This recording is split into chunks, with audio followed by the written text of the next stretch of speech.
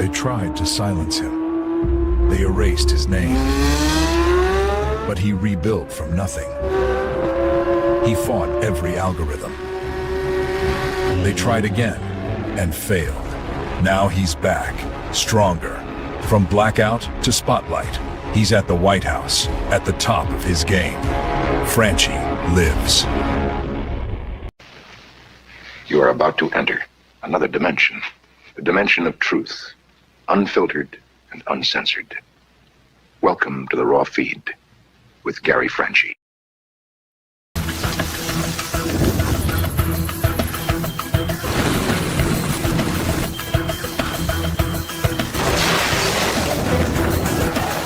Tonight, your mission, if you choose to accept it. Time to expose everything. The Raw Feed starts now. Welcome to the Raw Feed. I'm Gary Franchi, coming to you live from the heart of America. Unfiltered truth to millions on YouTube. Hit those donation links below. Every contribution powers our gear. Every contribution keeps the party going. Help me help you. Hit those donation links. YouTube channel memberships. Special acknowledgement in the fellowship. Your super chats keep me standing. Your Rumble rants fuel every round. Say hello to super chats. Spread the intel. Every repost extends our reach. Super chats fuel this spectacle.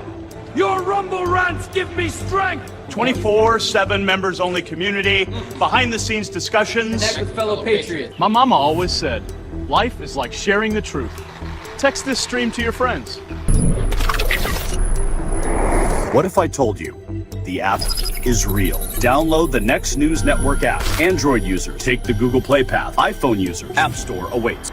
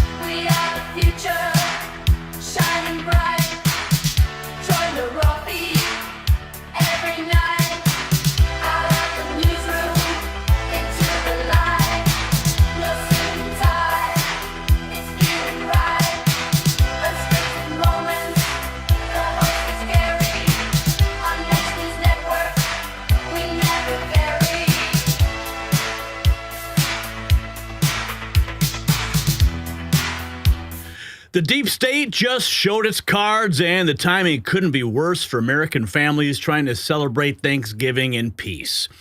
I'm Gary Franchi. This is the Raw Feed, where we bring you the unfiltered truth that the corporate media just won't touch. And tonight, we're exposing a coordinated assault on everything that makes America work, from military chain of command to the food on your holiday table. And folks, we've got the receipts. Now, this week marks 61 years since another Thanksgiving turned dark.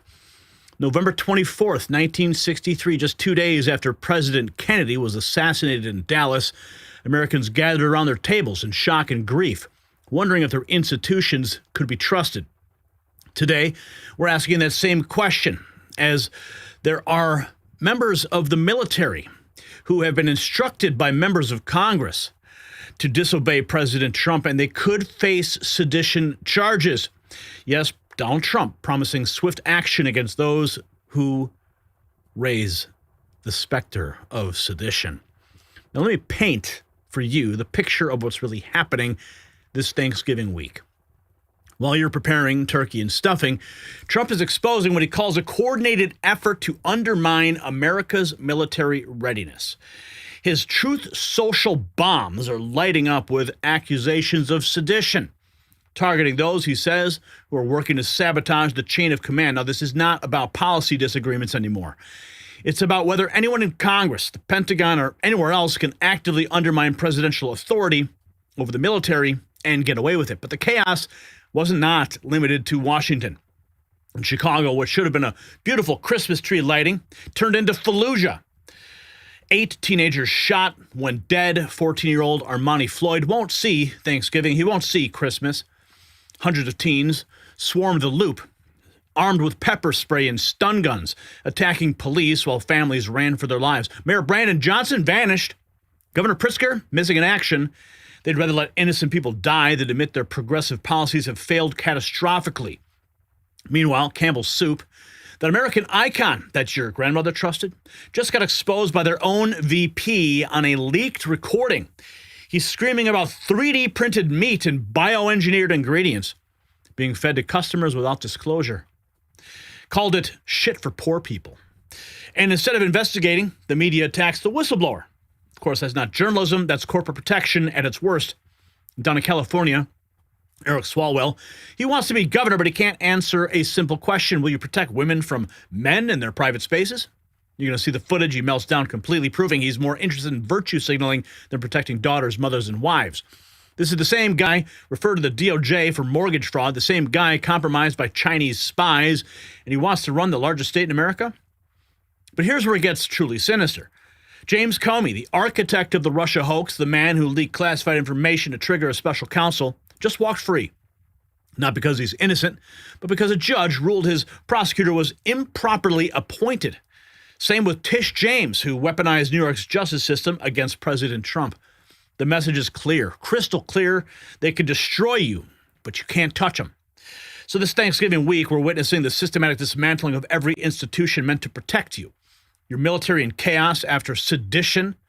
Your streets aren't safe. Your food is engineered in labs. Your justice system protects criminals, and anyone who speaks up gets destroyed. But here's what they don't understand. Americans don't quit. Not when Kennedy died, and not now. We see through their games. We know why mayors hide when cities burn. We know what's really in that soup. And we know why the deep state protects its own. And right now, we're going to expose it all, every lie, every betrayal, and every cover-up, because this is still America, and the truth still matters, and your support keeps us fighting when the establishment media surrenders. The battle for America's soul is happening right now. Your Thanksgiving table about to be set, and we are fighting for everybody in your community. Let's welcome you to the show. We got Mike and Lisa and Sure You and Kay. This pre-news crap is enough. Just give me the news. Ooh. Oh, pre-news. It's called a show. It's called a show intro. Get over it, Kay. All right, we got tonight Grecian, Roger Thacker, Heather Reeve, Nemesis 10, Jerome's Chickler, Michael Elp, Johnny Rodriguez, Barbara, Karen, Michael, John Miller, Lisa Rashko. The gang is filing in. Mrs. Pothead Kenny, Brian K., Lisa, Tracy Hicks, Bud Morgan. The gang is filing in. It's great to see everybody. We're going to try and hit that $100 mark today on our Super Chats. Yes, it's an early show. I have obligations this evening. So let's get the show on the road, right, Brian? Let's go. 6 congressmen just learned that undermining America's military readiness comes with a price. You see, they thought they could sabotage Trump's defense policies from inside Congress. Well, they thought wrong. And tonight, the lawmakers being called the Seditious Six for their coordinated attempt to block military orders and undermine presidential authority are now facing the political fight of their lives. And Trump's Truth Social post that he just dropped overnight, massive truth bombs, naming names, bringing receipts that have these congressmen absolutely panicking. Because when elected representatives actively work to cripple America's defense capabilities, that's not political. That's not politics. That is called betrayal. Now, these 6 congressmen didn't just vote against defense bills. They coordinated efforts to undermine military readiness, block critical funding, and encourage Pentagon officials to resist lawful presidential directives. And what did they do? Well, they placed a video. And what else happened? Trump is on the offensive. Now, this goes beyond partisan opposition. This is about congressmen putting politics above national security. When lawmakers tell military officials to ignore their commander-in-chief when they promise protection for defying orders, they're attacking the very foundation of our nation. Our enemies are watching congressmen sabotage their own military from within, and they're loving every single minute of it. And speaking of protecting what matters, while these congressmen undermine our military strength, you can strengthen your family's health this holiday season. C60 Evo holiday gift sets are 40% off when you grab 6 bundles. Each includes their advanced facial serum plus breakthrough C60 Evo olive oil. I love it. And it supports energy, mental clarity, and faster recovery. Unlike congressmen who weaken America's defenses, this actually strengthens your body's defenses against aging and stress. Some folks even give it to their pets for mobility support. Now, this exclusive offer is not available anywhere else, only through our link in the description at c60evo.com/NNN. Defend your health while President Trump defends our military. c60evo.com/NNN. Now, here's where it gets explosive. President Trump's Truth Social posts are ramping up with accusations of sedition, military-related content. He's using increasingly urgent language about threats to the chain of command and civilian control over the military. While the specific targets remain murky, the intensity of his posts suggests something major is brewing in the background. The Pentagon is responding that there is real concern about what Trump might reveal next. Now, the establishment is clearly rattled by whatever Trump knows, and his promise to expose it all has Washington insiders scrambling for cover, because when Trump starts using words like sedition and betrayal on Truth Social, heads usually roll. On your screen, Trump dropping spicy bombs over Truth Social today. Military code, sedition, and more. Take a look at some of these posts here. Hard to read them. Let me see if I get a better one for you. Let's see here. Okay, here's one. This is actually Pete Hegseth. We'll start here. 2 hours ago, the video made by the Seditious Six was despicable, reckless, and false. Encouraging our warriors to ignore the orders of their commander undermines every aspect of good order and discipline. Their foolish screed sows doubt and confusion, which only puts our warriors in danger. 5 of the 6 individuals in that video do not fall under the Department of War jurisdiction.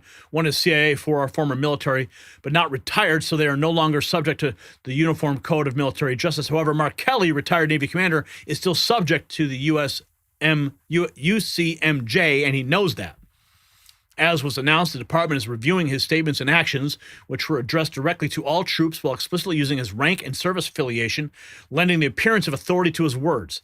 Kelly's conduct brings discredit upon the armed forces and will be addressed appropriately. Damn! That is from the Department of War. The head, Pete Hegseth, here's the official statement from the Department of War. The Department of War has received serious allegations of misconduct against Captain Mark Kelly, U.S. Navy retired in accordance with the Uniform Code of Military Justice 10 U.S.C. 688 and other applicable regulations. A thorough review of these allegations has been initiated to determine further actions, which may include recall to active duty for court-martial proceedings and administrative measures. This measure will be handled in compliance with military law, ensuring due process and impartiality. Further official comments will be limited to preserve the integrity of the proceedings. The Department of War reminds all individuals that military retirees remain subject to the UCMJ for applicable offenses in federal law, such as 18 U.S.C. 2387, that prohibit actions intended to interfere with loyalty, morale, or good order and discipline of the armed forces. Any violations will be addressed through appropriate legal channels. All service members are reminded they have legal obligation under the UCMJ to obey lawful orders, and that orders are presumed to be lawful. A service member's personal philosophy does not justify or excuse the disobedience of an otherwise lawful order. So Mark Kelly is about to sounds like he's going to get recalled back to the military, called back into service just so he can get court-martialed. Imagine if that happens, folks. We are in some very uncharted waters. 48 hours ago, the president of the White House posted this: seditious. President Trump has never issued a single illegal order. The Democrats know exactly what they're doing, and they're doing it anyway. This is an official White House video. Our laws are clear. You can refuse illegal orders. You can refuse illegal orders. You must refuse illegal orders. The president has never given an illegal order. These people know what they are doing. Our laws are clear. That's an official White House video. All three of them just got stamped with sedition in that video. I should point out that since we are in Thanksgiving week, I don't think those three are going to receive pardons from President Trump, but there will be a turkey pardon, as is customary every single Thanksgiving. Which turkey should receive the ceremonial pardon? Text gobble or waddle to 45470 before midnight tonight. Here is Gobble and Wobble, and they have more integrity than those seditious six. Please welcome them, Gobble and Wobble.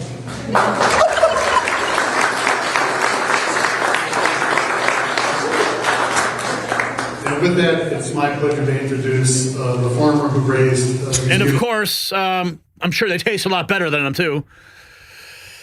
Unreal. Okay, let's go find those posts that we have here. We got a Glenn Beck hit. President Trump Truth Social post at 3:16 p.m. Eastern on the 23rd. Damn, dude, look at that post. This guy is not screwing around. None shall escape his justice, it says at the top.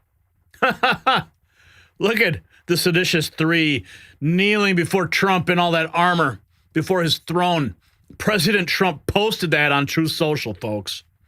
Here's another one. Truth Social.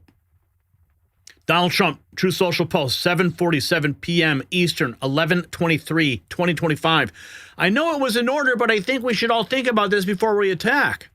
Yeah, President Trump posting that. Here's another one. Truth Social post, 7:38. I mean, he was on a tear last night. Here it is.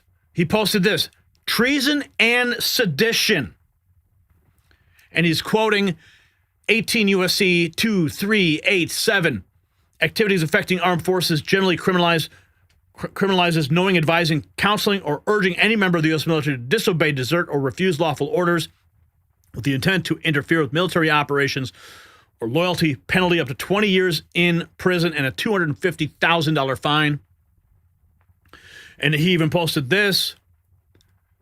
Looks like more from the law. 894, mutiny or sedition. Any person subject to this chapter with the intent to usurp or override lawful military authority refuses, in concert with any other person, to obey orders or otherwise do his duty, or creates any violence or disturbance, is guilty of mutiny with intent to cause the overthrow or destruction of lawful civil authority, creates in concert with any other person revolt, violence, or other disturbance against that authority, is guilty of sedition. And you can see the seditious six posted in that. Here's more. I mean, President Trump went on a wild posting spree. This was posted 7:42 p.m. Eastern Time, 11:23. Just simply the definition of sedition.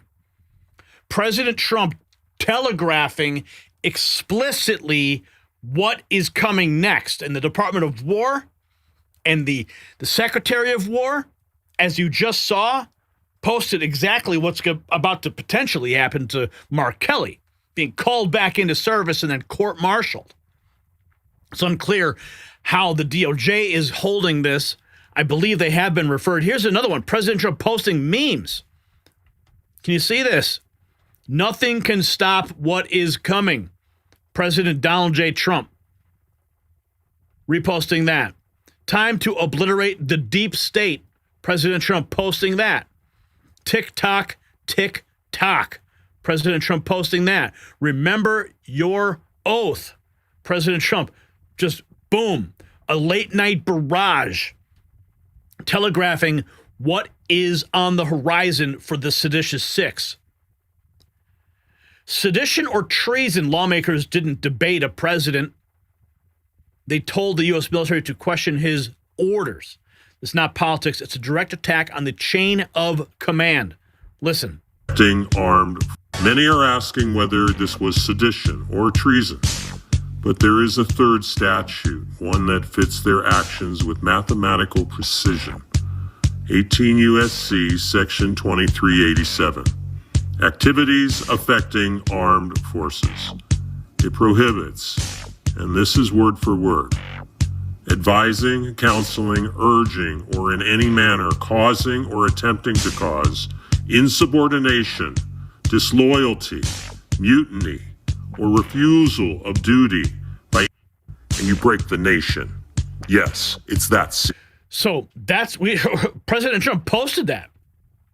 He posted that definition.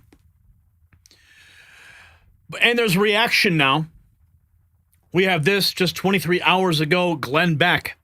For the first time in American history, a group of sitting members of Congress went on camera and told active members to ignore orders from the president. You can refuse illegal. This is something that no generation of American has ever seen, not in 250 years of constitutional history. A group of sitting members of Congress, senators and representatives, went on camera and told active duty military personnel and the CIA to ignore orders of the President of the United States. You can refuse illegal orders. Can say, and it's commander-in-chief and say, members of the United States Congress openly encourage the military to look at the commander-in-chief and say, no. You can say, and it's reasonable to say, well, this is just advice, right? It's a reminder that you don't follow illegal orders. Sounds reasonable until you look at history, because history has a merciless way of identifying patterns long before politicians will admit to them. In the entire American experiment, there are only a handful of moments anything like this has occurred. And every single one of those was a moment that was a prelude to national fracture. 1860 to 1861, it was the secession winter. Southern leaders encouraged officers at the federal level and forts to abandon the Union and pledge loyalty to the states. Not normal politics. This was the beginning of the rupture, and then came Fort Sumter. 1870, Reconstruction. Some states rejected federal authority outright. Sheriffs, militias, even sometimes judges refused federal directives. But Congress itself, they never told the Army to ignore the president. In Vietnam, members of Congress denounced the war, denounced Nixon, denounced Johnson. But no one ever told active duty troops disobey the commander-in-chief. It wasn't done. Because every generation up until this one understood something very basic. You cannot politicize the chain of command without breaking the republic. And once the military begins to decide on its own which orders are legitimate, which ones, which president they prefer, you no longer have civilian control. You no longer have a republic. You have factions inside an armed institution. And that is exactly how nations collapse. And every single one of those sitting representatives know it. Turkey, Argentina, Spain, Egypt, Every single example, the pattern is always the same. Political parties begin encouraging the military to resist the other side, and the center completely collapses.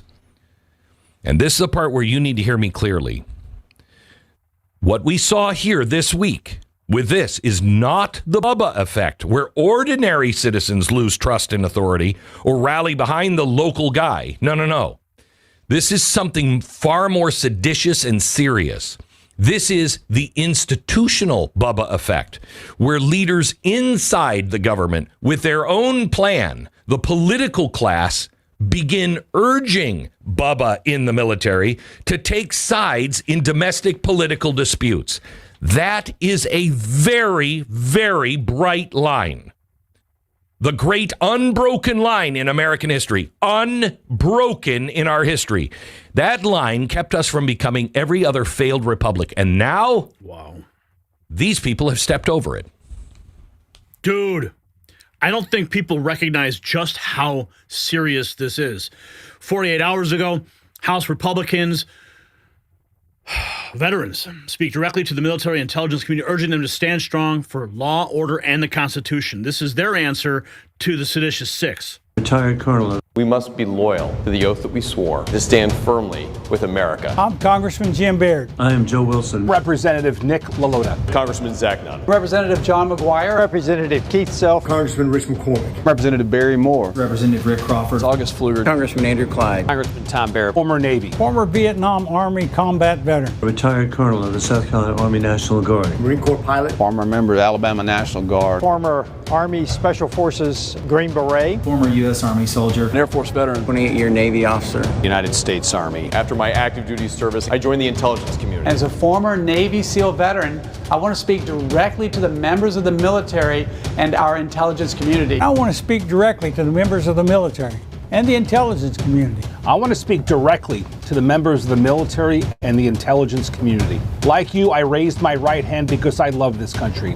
I believe in something bigger than myself. That freedom is not free. My oath was clear. Uphold the Constitution. That commitment is powerful. We all understand the importance of the chain of command. Troops, listen up. Any service member who refuses a lawful order is subject to court-martial for violating the Uniform Code of Military Justice. We study what's lawful and what's not lawful, and the Democrats stunt insinuating that they're illegal or unconstitutional orders. It's downright dangerous. It is corrosive. It is meant to weaken our country and weaken the military. Do not give in. Stand firm in your duty. Protect the American populace from an enemy that would do us harm. That's the right thing to do, and that is a lawful order. Your commitment to this nation is vital. Stay focused on the mission, defend the Constitution, and remember the oath we took to defend America. Remember the promise we made, so help us God. So help me God. So help me God. So help me God. Troops, thank you for serving. Continue to prepare for the fight. Wow. House GOP releasing that. And amidst all this, President Trump has significantly higher in-party support versus Bush and Obama term 2, a whopping 87%. CNN forced to report the news. So is the president losing Republicans? No. Look, this is still Donald Trump's Republican Party, and we can see it here. It's like a rock, to quote Bob Seger. I mean, take a look here. Republicans who approve of Trump. 6 months ago, it was 87%. Now, well, hello, it's the same number. It's 87%. He has not lost any support among Republicans compared to 6 months ago. As I said at the beginning, he's like a rock. He's like a rock. The Republican base is sticking by Donald Trump at this point in time. It really is interesting. The Republican base lock solid with President Trump. CNN's Abby Phillips decides to double down and says that Democrats have the right to undermine the president by calling on the military to disobey orders. This is on CNN. Libs of TikTok says CNN is supporting sedition. Of course they are. It's a wink and a nod, and it's all meant to undermine the President of the United States. The military does not have a right to undermine the chief. Hold on a second. In this country, you do get to undermine the President of the United States. Not if you're in the military. No. He's the commander-in-chief. If you are a member of Congress, you absolutely, in this country, have a free right to undermine the President of the United States. You know that, right? The commander-in-chief. It's a wink and a nod. This is CNN, folks. Unfrickin' believable. As I stated earlier, the Department of War is reportedly considering recalling Senator Mark Kelly to active duty for possible court-martial after he urged U.S. troops to defy orders from Trump and Hegseth. President Trump going on a tear. 23 hours ago, Western Lensman posts this from the Sunday morning shows. Kristen Welker asking Amy Klobuchar, do you know what the specific illegal acts are that your Democrat colleagues are referring to? So now they got the surrogates out there trying to backpedal and explain it all. But they got more splaining to do. This and that. I wonder, do you know what the specific illegal acts are that your Democratic colleagues were referring to there? Well, it's very clear in this code for the military that you cannot follow unlawful orders. And, that would be, I'll just use an example.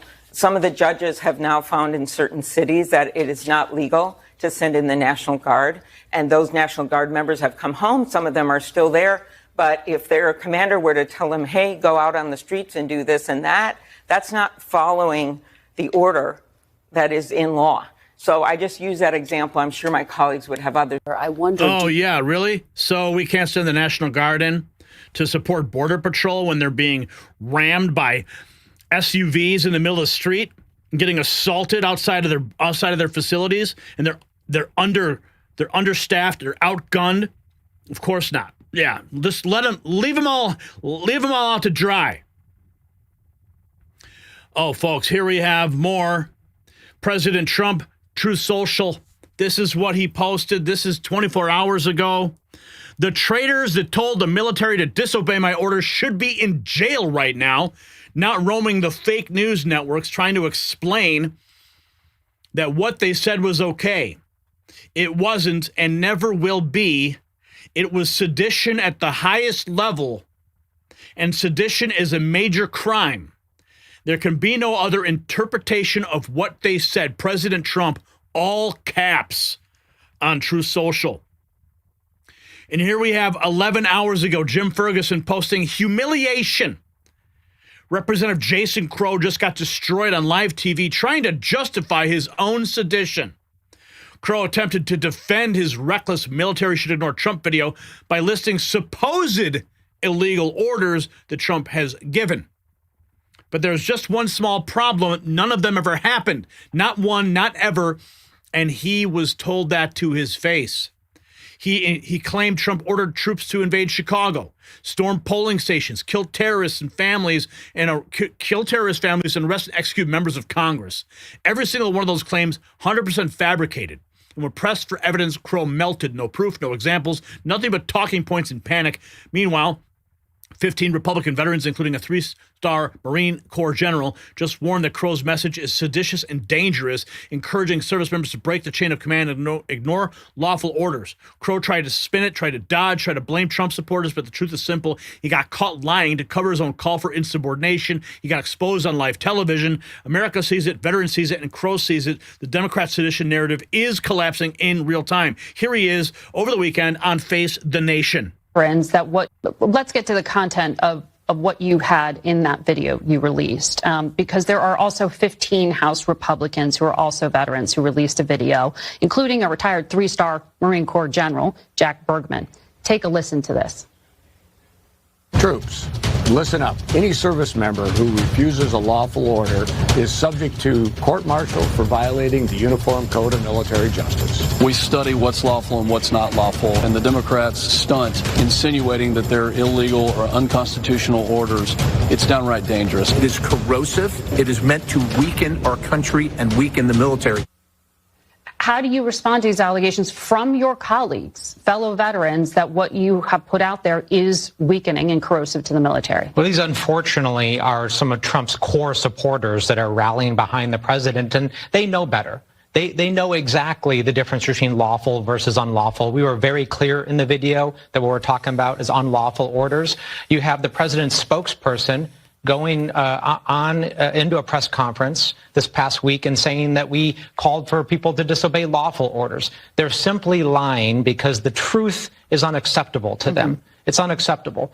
We wanted to start a conversation, and we did, about the dangerous rhetoric this president is using and the threats that he's made to use our military in an unlawful way. Specifically what? Well, send troops into Chicago, send troops into polling stations, kill terrorists' families, arrest and execute members of Congress. Let's get to the content of... He didn't say those things. You see, the breaking point came when President Trump posted his most explosive Truth Social message yet, directly accusing these 6 congressmen of coordinating to establish a break in the chain of command, to obstruct presidential directives on military readiness, calling it a conspiracy against civilian command, and promised full investigations. Now, the congressmen, of course, they all went on defense, but the damage has been done. When members of Congress are publicly accused by the president of undermining national defense for political gain, that is not normal partisan fighting. That is a constitutional crisis in the making. So these 6 congressmen forgot a basic truth. You can oppose policy, you can vote against bills, but you cannot encourage military insubordination and call it patriotism. They crossed the line from opposition to sedition when they told members of the military to defy their commander-in-chief. So this Thanksgiving, while our troops stand watch around the world, remember that some congressmen are actively working to undermine their mission for political points. Trump's Truth Social campaign isn't just exposing their betrayal, it's showing America exactly who puts party over country. These representatives took an oath to support and defend the Constitution. Instead, they are attacking its core principle of civilian control over the military. So here's my question for the comment section. Should congressmen who encourage military insubordination be expelled from Congress? Yes or no? Because if we can't trust them with national defense, we can't trust them with anything. Drop your answer in the comments, and while you're there, grab some Next News gear that stands with our troops. The link in the description.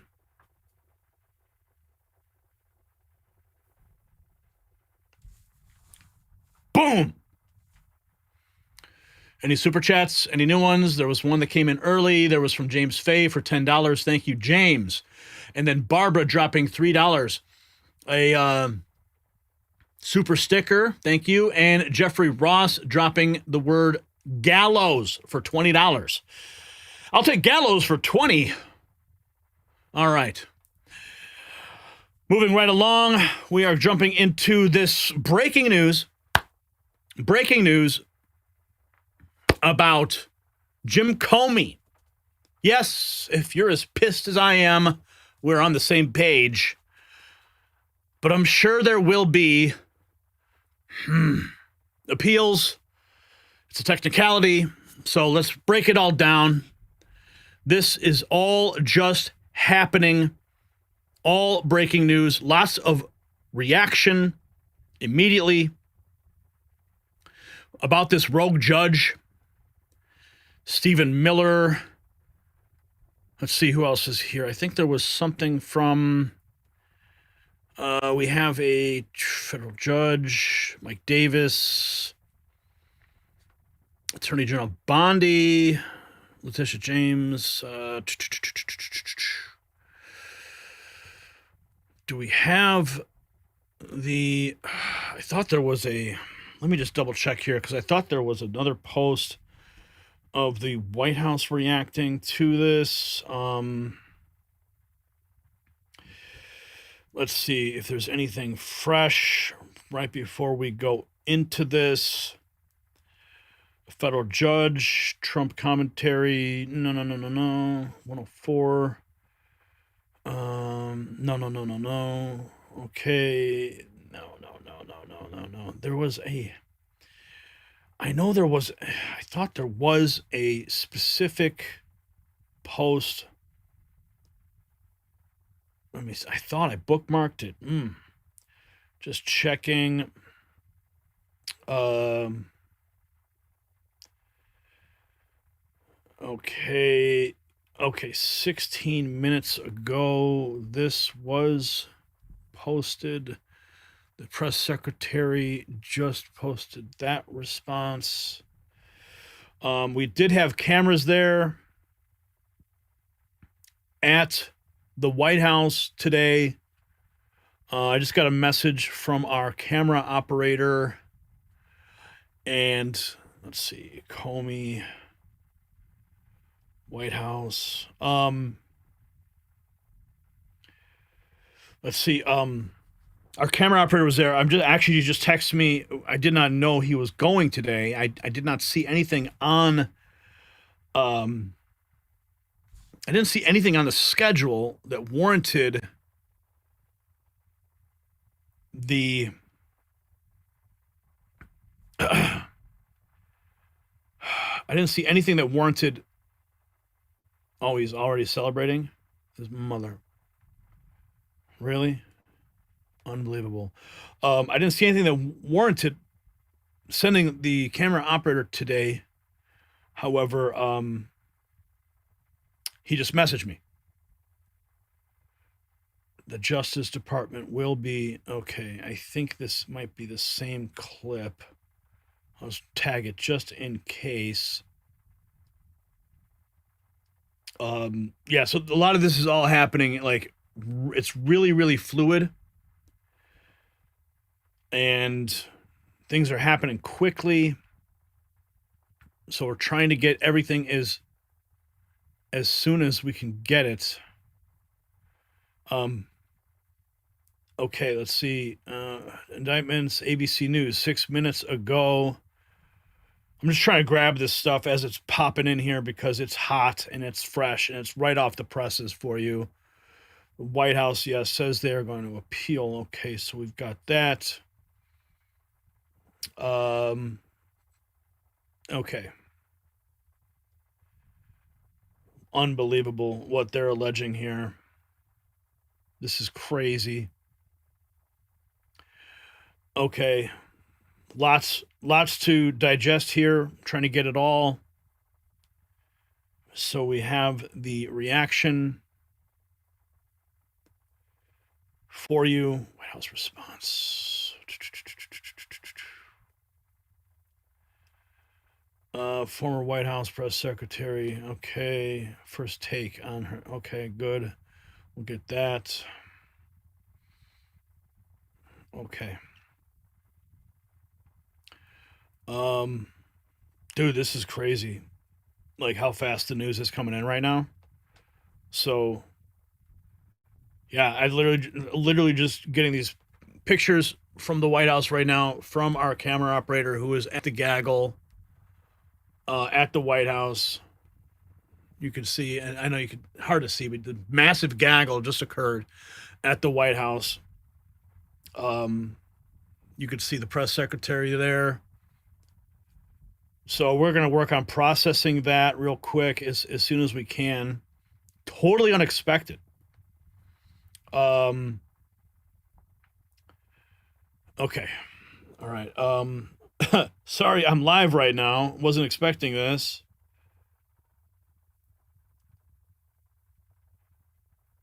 Okay. All right. Let's get at it, folks. Lots of news to break down. Whew. It's happening in real time, folks. Let's go. America just watched its justice system end itself. James Comey, the man who weaponized the FBI leaked classified memos and tried to overthrow a presidency, just walked out of court a free man. Not because he's innocent, not because the evidence was weak, but because a federal judge decided the prosecutor's appointment paperwork wasn't filed correctly. If that doesn't make your blood boil this Thanksgiving week, wait until you hear who else just got their get-out-of-jail-free card. You see, this isn't just about two corrupt officials escaping justice. This is about whether laws apply to the powerful. When James Comey can orchestrate what many call a coup attempt against the sitting president and walk free on a technicality, we don't have a justice system. We have a protection racket for the elite. When Tish James can weaponize her office to destroy political opponents like President Trump and then escape consequences because of bureaucratic paperwork, the message to every American is clear. There are two systems of justice, one for them and one for you. Now, if you or I leaked classified information, we would be sitting in federal prison. If we lied to Congress, we'd be behind bars. But if you're part of the club, if you're deep state royalty, You get judges who will find any excuse to spring you loose. This is how republics die, when justice becomes a joke and criminals with connections walk free while ordinary Americans rot in jail for less. And some more breaking news, because while corrupt officials escape justice on technicalities, honest Americans are looking for legitimate opportunities to build wealth and security. The Trump administration just named the Palmer Project in Alaska critical for national security, and Vizsla Copper owns it. We're talking $3.5 billion in copper, zinc, and silver. That's all vital for our military. Just like we need honest judges to restore America, we need American mining to restore independence. Now, Vizsla's team, led by the team that built a billion-dollar company before, and with government backing for domestic production, early investors could see significant returns. They trade as VCUFF in the United States, so check their presentation. You'll find it linked down below. And we thank them for their support of this program. But here's what really exposes the game. The judge didn't examine evidence, didn't test the charges, didn't even pretend to care about guilt or innocence. He simply declared, wrong prosecutor, case dismissed. Meanwhile, online sleuths are digging up the connection, the judge's history, his appointments, his ruling. The pattern is obvious. Protect the establishment at all costs. Stephen Miller nailing it with a movie quote. These guys come this close to getting caught and disappear forever. That's exactly what's happening. Comey and James aren't vindicated. They're protected by a system that values loyalty over law. And just moments ago, the White House press secretary weighed in with a mic drop. The White House officially responding. Press Secretary Caroline Leavitt says James Comey should pump the brakes on his victory lap. That's right, he's actually doing a victory lap. Let's listen to the press secretary, then we'll get to the victory lap video. Ruling. What I will say is that everybody knows that James Comey lied to Congress. It's as clear as day. And this judge took an unprecedented action to throw these cases out to shield James Comey and Letitia James from accountability based on a technical ruling. And the administration disagrees with that technical ruling. We believe the attorney in this case, Lindsay Halligan, is not only extremely qualified for this position, but she was in fact legally appointed. And I know the Department of Justice will be appealing this in very short order. So maybe James Comey should pump the brakes on his victory lap. The DOJ is about to issue an appeal. A 29-page opinion in the Comey case. Curry opened her 29-page opinion in the Comey case by noting that Halligan was a former White House aide with no prior prosecutorial experience. That's how they're trying to disqualify this person. White House said they are going to appeal, and Comey has much bigger problems. TikTok, and this prosecutor is ready to go. Florida grand jury announcements. After the indictments against former FBI Director James Comey and New York Attorney Letitia James were dismissed on Monday, a White House spokesman said to ABC News that this will not be the final word on this matter. And, of course, here is Comey celebrating the moment. Against me, which was, I'm grateful that the court ended the case against me, which was a prosecution based on malevolence and incompetence, and a reflection of what the Department of Justice has become under Donald Trump, which is heartbreaking. But I was also inspired by the example of the career people who refused to be part of this travesty. It cost some of them their jobs, which is painful, but it preserved their integrity, which is beyond price. And I know they will serve again. I was very lucky that some of the best lawyers in America stepped forward to represent me. I hope they serve as an example to more and more lawyers, especially at some of the big firms, to participate in protecting our liberty, protecting the rule of law. And my family and friends were always with me, and luckily for me, include some of those great lawyers. This case mattered to me personally, obviously, but it matters most because a message has to be sent that the President of the United States cannot use the Department of Justice to target his political enemies. That's exactly what these idiots did. The fact that those words were just uttered by his mouth is absolutely appalling. I know you guys are just as angry as I am. I don't care what your politics are. You have to see that as fundamentally un-American. and a threat to the rule of law that keeps all of us free. I know that Donald Trump will probably come after me again. You will. And my attitude's going to be the same. I'm innocent. I am not afraid. And I believe in an independent federal judiciary, the gift from our founders that protects us from a would-be tyrant. When I was a kid, my parents would wake us up for school every morning by snapping open the shades and saying, "Time to rise and shine and show the world what you're made of." How cute. Well, it's that time, America. It's time to stand up and show the fools who would frighten us, who would divide us, that we're made of stronger stuff, that we believe in the rule of law, that we believe in the importance of doing things by the believe in law. the rule of law. We do. And your days are numbered, sir, because the Trump DOJ is not done yet. So stand tall, shine, and keep the faith. I'm grateful that the court ended the case. Yeah, I'm grateful.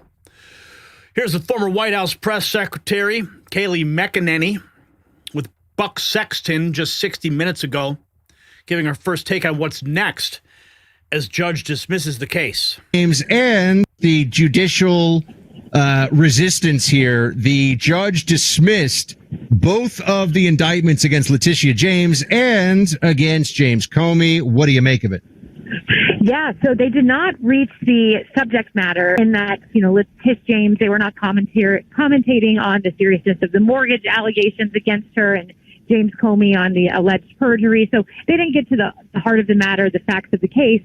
However, what they're saying is Lindsay Halligan, when she was appointed to that position of interim attorney, it's complex, but there's a 120-day period. The president can put someone there, and then a court decides. They say the manner in which she was appointed was unconstitutional, and therefore any case stemming from her appointment is therefore not dismissed, but dismissed without prejudice, which means that Trump can refile the case. The judicial resistance Trump can here. refile the case, dismissed without prejudice. So James Comey can take his victory lap all he wants, but it is about to drop again.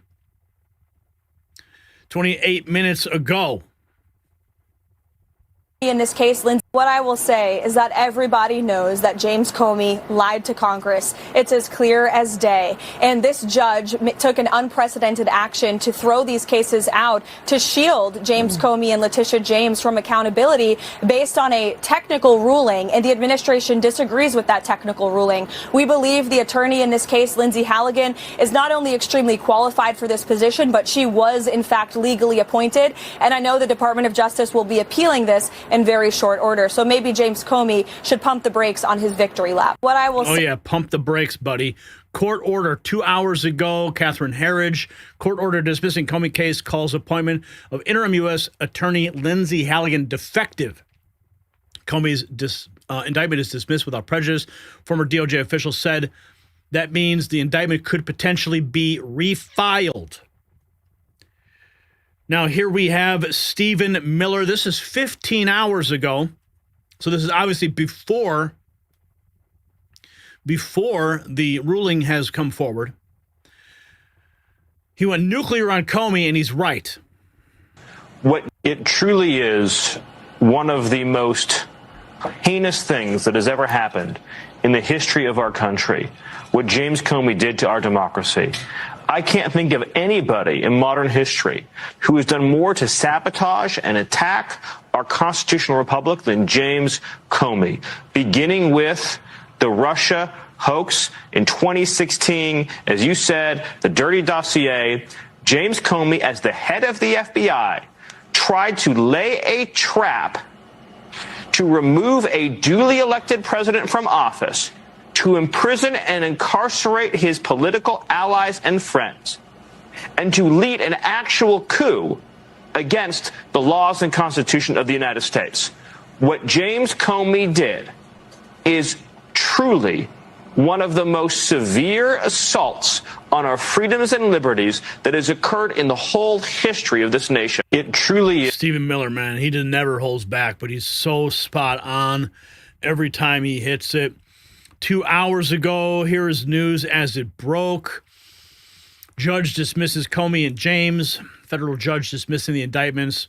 Why the Trump-appointed interim U.S. attorney who filed the charges wasn't Senate confirmed and legally had no authority to bring the case. Let's listen to how CNN spins this. Which case you want to do this in a minute, but we actually got some more breaking news. So this time, and this is big, we have learned that the Justice Department's case against former FBI Director Jim Comey and the New York Attorney General have both been dismissed. CNN's Caitlin Polance is covering this. Caitlin, okay, what happened here? I don't know which case you want to take first. Well, they both are being dismissed, and for essentially the same reason that Lindsay Halligan, the Eastern District of Virginia interim U.S. attorney sent there by Donald Trump, not Senate confirmed, that she doesn't have the power. What the judge here has found, this is Judge Cameron Curry from South Carolina. She came into the district, heard arguments from both of the lawyers on these cases against Lindsay Halligan's role. They argued that she didn't have the power because she wasn't Senate confirmed, and thus these indictments are invalid. The judge is agreeing with that. Judge Curry is saying that the Attorney General's attempt to install Ms. Halligan as interim U.S. attorney for the Eastern District of Virginia was invalid, and because Ms. Halligan had no lawful authority to present the indictment, James Comey's motion is granted, the indictment is dismissed. Now, the judge does mention that this is without prejudice. So in legal speak, that means that it could be brought back by another prosecutor in the Eastern District of Virginia if they took it through the grand jury again. But everything Lindsay Halligan did at the end of September, beginning of October, and since then, this judge is saying she couldn't have done that. She didn't have the authority. She was not confirmed by Congress, by the U.S. Senate as the Eastern District of Virginia's U.S. attorney, and thus the president went out of his bounds, and the Attorney General, Pam Bondi, also overstepped her bounds in sending Lindsay Halligan into this district to get these indictments against both Comey and James. So this has got to go back through the process all over again, I guess. A new prosecutor, a new grand jury. Real America's Voice 60 minutes ago. New statement, Letitia James Comey cases on appeal will move forward. Let's listen to what's going on at Real America's Voice. Timeline. Matt, tell me about this new statement from Chad Mazzell and how on the Comey and Letitia James the dismissal of the indictments and how this plays into what the next steps will be. Well, he says that the judge's ruling here is wrong on a number of counts, and he says that an appeal is coming. I mean, look, he's the former chief of staff of the Justice Department. I believe he was the chief of staff when these indictments came down. I'm not sure exactly on his timeline, but one would think that he's in contact with the Attorney General, Pam Bondi, on him saying that an appeal is coming and that justice will be served to, former FBI Director James Comey and the New York Attorney General Letitia James is a very welcome sign. I think that your point there, I was watching your monologue about how this was all designed by this leftist judge to give the defense attorneys the talking point over and over again is very prescient, right? And so that's what's going to happen here. But one would think that on appeal, this is going to these charges are going to be reinstated and that the cases will move forward. And I would think that an appeal will move pretty quickly. And also, there's another part of Chad Mazzell's statement that's important, which is that the senior levels of the Justice Department, including the Attorney General herself, signed off on these indictments. So in addition to that, and again, I'm not a lawyer, so I'd really defer to the lawyers out there about the process and the legality and whatnot on this. But I would say that the without prejudice part, even if they have to do it through another way, these cases are coming back, right?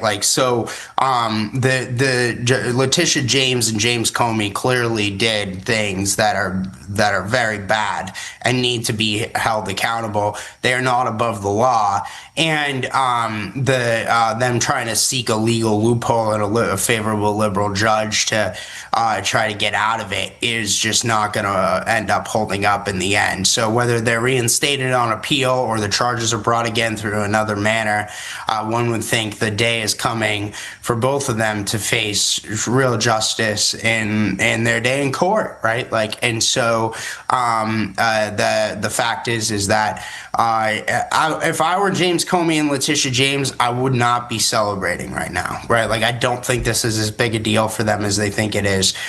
Sure, to your point, though, that it's going to give the defense attorneys the talking point for both of them, but they are not out of the woods yet, not even close. And if anything, it's looking pretty grim for them, I think, in the long haul. Matt, tell me about this new statement from Chad. Oh, yes. The party is not over. So stop celebrating, James. Attorney General Pam Bondi might be on the chopping block.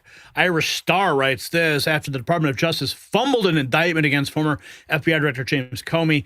That is according to a former Trump lawyer. IC Red says breaking judge dismisses charges against James and Comey.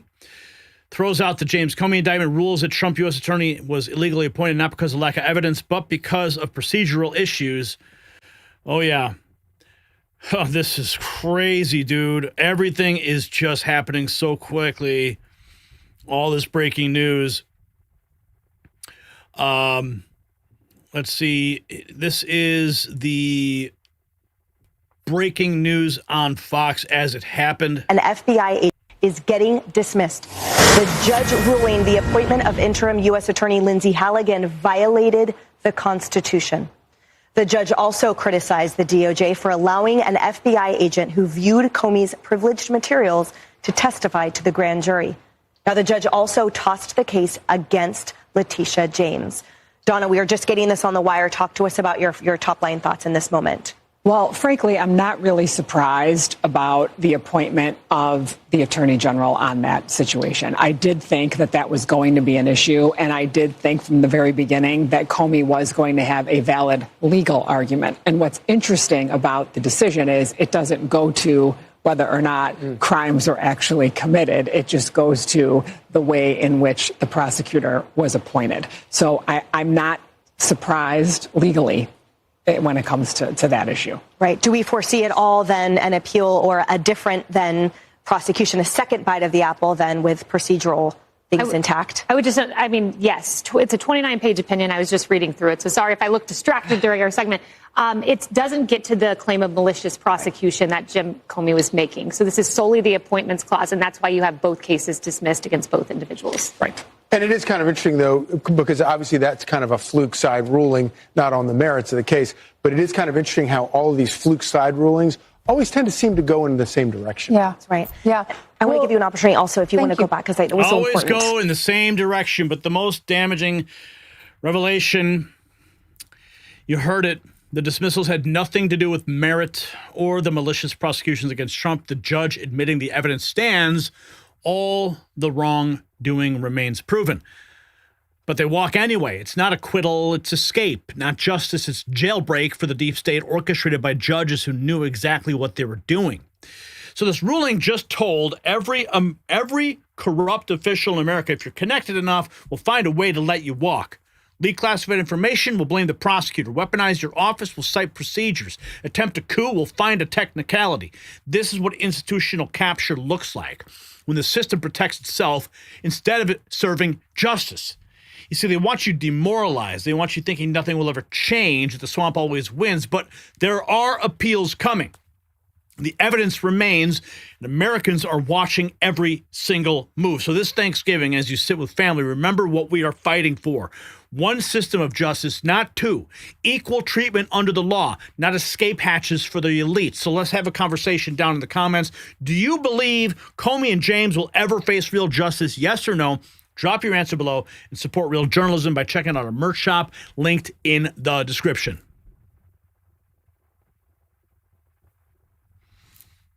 Dude. Holy cow. Okay, sorry, I'm communicating with my cameraman at the White House at the moment, and all this is happening in the background. We just captured this gaggle with the press secretary, so we've got to get that published on X immediately. So I just got the transcript of it. And this is huge news happening. Pentagon launching the Pentagon investigating Senator Mark Kelly for intimidating 1.3 million troops. He knows military rules and violated them. DOJ appealing judge who threw out Comey James indictments. This is freaking crazy, man. It's only Monday. What the heck? Whew. Okay.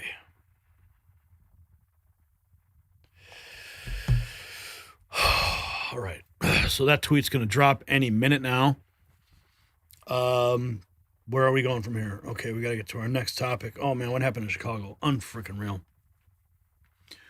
Unfreaking real.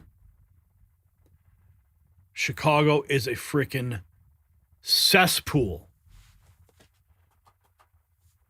And then make sure we got the tweet from... do we have Aaron Delmar? Where's Aaron Delmar? I thought that there was a post I thought that Aaron made. Okay, Brian needs 1 second. Okay, that's awesome. Okay, so no, there was no post from him on X, but I did see the post from him on Facebook earlier today regarding this. So we're going to get to a Illinois candidate's reaction to what happened over the weekend in Chicago. Freaking unbelievable. Unreal. Kids getting shot at Christmas tree lighting. Like, what country is this? What country are we living in right now? My goodness.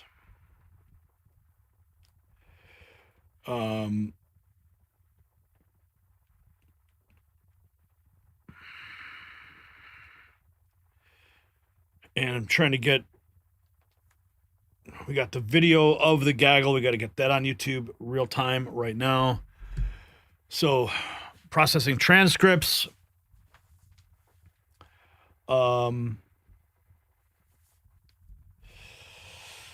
Okay, I think we got something here. Okay, sounds good. Come on. Okay.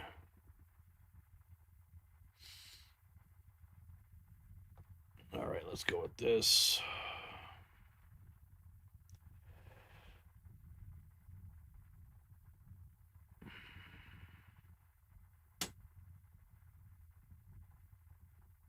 What the heck?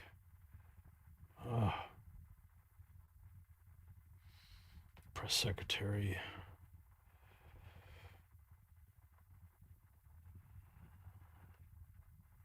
All right, just waiting for Brian to give me the confirmation. We can get on to our next topic and get this show running.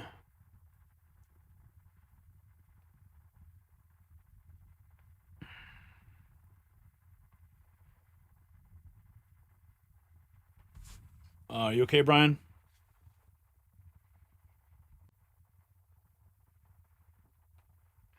Testing 1, 2, 3. Testing 1, 2, 3.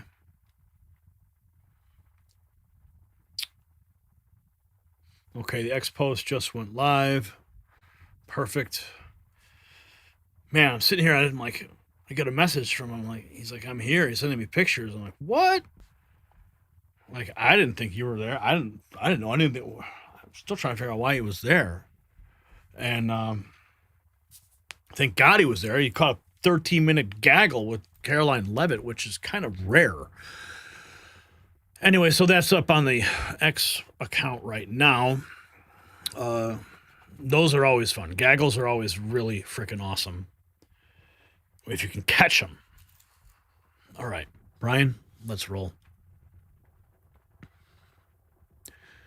They came to see Christmas lights. They left running for their lives. What was supposed to be Chicago's magical holiday moment, families gathered for the annual tree lighting, turned into a war zone when hundreds of teenagers descended on the loop with guns, bear spray, and stun guns. 8 kids shot, 1 dead. 14-year-old Armani Floyd, he won't see Thanksgiving. He won't see Christmas morning. And while parents shielded their children from gunfire, Chicago's leaders were nowhere to be found. You see, this is what happens when cities surrender to chaos. When you can't even light a Christmas tree without dodging bullets, civilization has collapsed. These weren't random shootings. This was a coordinated teen takeover, 100 strong, moving through holiday crowds like an invading army. They brought chemical weapons. They brought stun guns. They brought death to what should have been the safest night of the year. And here is what makes it worse. Everybody saw this coming. Chicago has been building to this explosion for years. No consequences, no enforcement, and no leadership. When teenagers feel empowered to turn downtown into a battlefield, when they're attacking cops with bear spray while families cower behind barricades, you don't have a city anymore. You have a failed state. And the message to every family in America is clear. The people in charge have abandoned you. And while Chicago burns and families flee violence this holiday season, you deserve a moment of peace. And that's why we are supporting those who support us. Before we continue, take a moment to help keep independent journalism alive. Your donation at nnn.is/give, it's linked below, helps us expose the truth about urban collapse that the mainstream media ignores. Can't donate? Share this video then with somebody who needs to hear what's really happening in America's cities. Every share helps us bypass the censors who don't want these stories told. Together, we are the last line of defense against the chaos. So support us today at the link in the description. And here's what they're not telling you about that night. Police scanners revealed kids weren't just shooting, they were using military-style tactics, coordinating movements, targeting officers with chemical weapons, 100 to 300 juveniles moving in waves, overwhelming law enforcement. Darren Bailey, his vice gubernatorial nominee, Aaron Del Mar, his teenage son and girlfriend were right there when the shooting started. Thank God they survived, but how many weren't so lucky? And where was Mayor Brandon Johnson? Where was Governor Pritzker hiding? Because they'd rather let families dodge bullets than admit their soft on crime policies have turned Chicago into Mogadishu. But we have this beautiful moment at the White House. This just in a few hours ago. The First Lady welcoming and expecting the official White House Christmas tree. No shots fired there, of course. A beautiful moment as we start the holiday season to give thanks for all that we have been given by God and to celebrate the birth of our Lord and Savior Jesus Christ in December.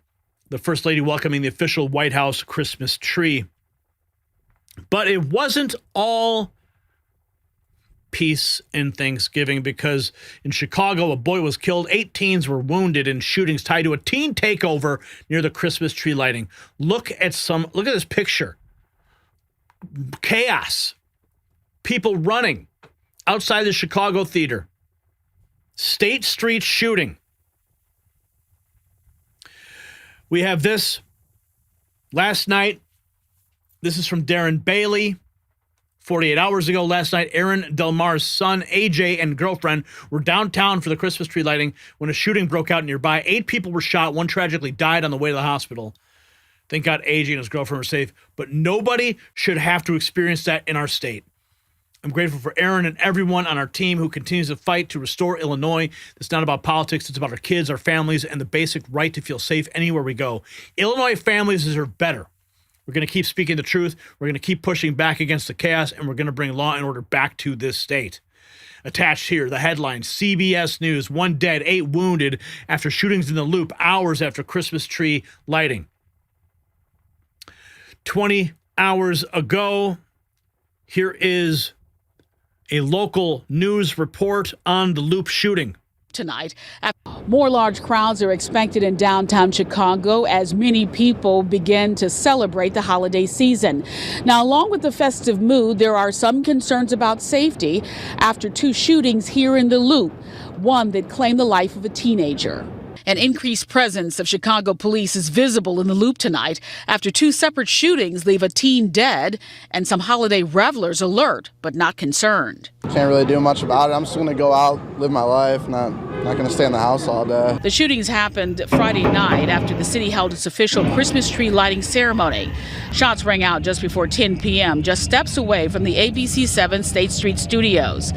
Police say they spotted a large crowd on the sidewalk in the 100 block of North State Street near the Chicago Theater when gunfire erupted and the crowd scattered. It is, quite frankly, frustrating and quite upsetting when this type of violence takes place. The mayor says city officials got wind of some social media posts about a possible teen takeover downtown and had been working for the last few days to try to stop it from happening.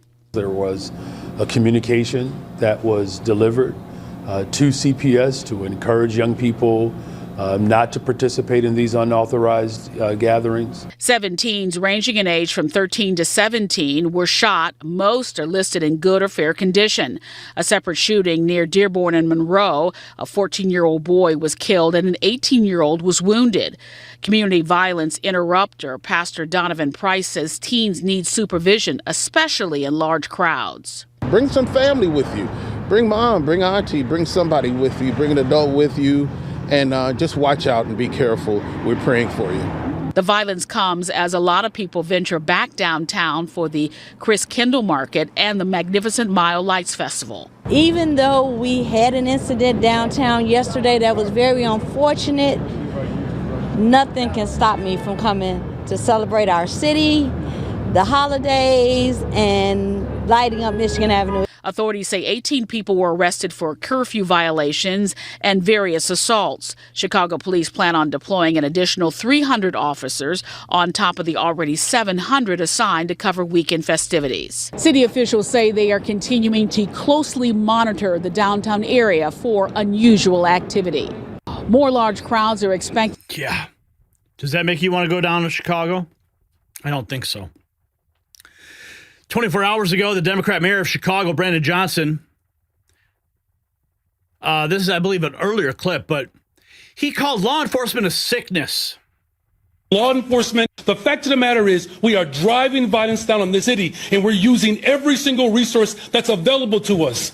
Jails and incarceration and law enforcement is a sickness that has not led to safe communities. The fact of the yeah. Meanwhile, people are shooting up Christmas parties, Christmas celebrations in downtown Chicago. Here's a clip from that moment when he spoke after the teen was killed. Last night, just hours after, more than 20,000 people came downtown to enjoy our annual tree lighting ceremony. There were 2 serious shooting incidents. At around 10 p.m., 7 victims were shot at 164 North State Street, and moments later, there was another shooting at 140 South Dearborn, where there were 2 additional victims. One of those victims, a 14-year-old, sustained multiple gunshot wounds and died. There were 5 guns that were recovered. No parent certainly wants to get that terrible, life-altering call. It is senseless violence like these shootings that makes us all feel unsafe. And it has left too many families in Chicago reeling. And you're doing nothing, absolutely nothing about it. President Trump, however, he has plans. This is what he has planned for New York City. Meeting yesterday. Do you still plan to deploy the National Guard to New York City? If they need it. Right now, other places need it more, but if they need it, we had a very good meeting yesterday. We talked about that. But if they need it, I would do it. Do you still plan? New York City, how about Chicago? Let's go. Let's go. Get it done. 6 hours ago, Kids use bear spray. Learned this morning during the teen takeover, kids use bear spray and stun guns against Chicago police. And now a word from Mayor Junk Bond status. Son was slaughtered. Look, demonizing children is wrong. We have to keep them safe as well. Have you ever taught middle school? I have. Have you ever raised young people? Do you understand the risk that young people take just because they're young? Do you know that home plate is at the bottom of my stairs? I found that out when my son was sliding down those stairs trying to score. They're young. Sometimes they make silly decisions. They do. And so we have to make sure that we are investing to make sure that young people know that they are supported. Look, demonizing children. Demonizing children. Okay. When you have 300 that all organized in a mob action. This is really sad. The 14-year-old boy was killed, identified as Armani Floyd. Cook County Medical Examiner ruled his death a homicide caused by multiple gunshot wounds. 14 years old. Killed during a night of violence. Saw two separate shootings occur less than an hour apart in the Loop. First incident took place near the Chicago Theater. 7 teenagers ranging from age 13 to 17 were wounded shortly after Floyd, an 18-year-old man, shot blocks away on the South Dearborn. Sources linked the violence to social media-driven gathering that drew teens from across the area following the annual tree lighting ceremony.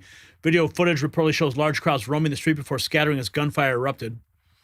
Officers recovered 9mm casings at both scenes. No suspects in custody.